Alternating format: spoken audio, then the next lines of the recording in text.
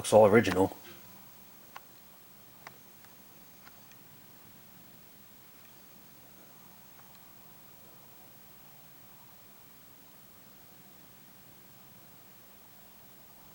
It's a 0.01 microfarad.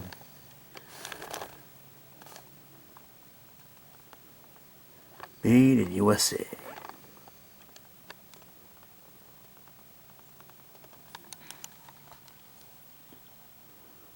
What is that one? It's a 600 volt something or other. Huh.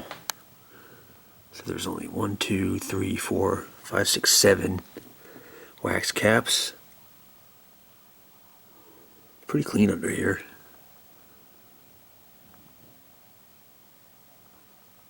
One C5. It's one of the original tubes.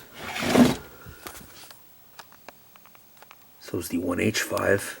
That's a replacement. That's Raytheon. That one's a Hytron Bantam 1A7 GT.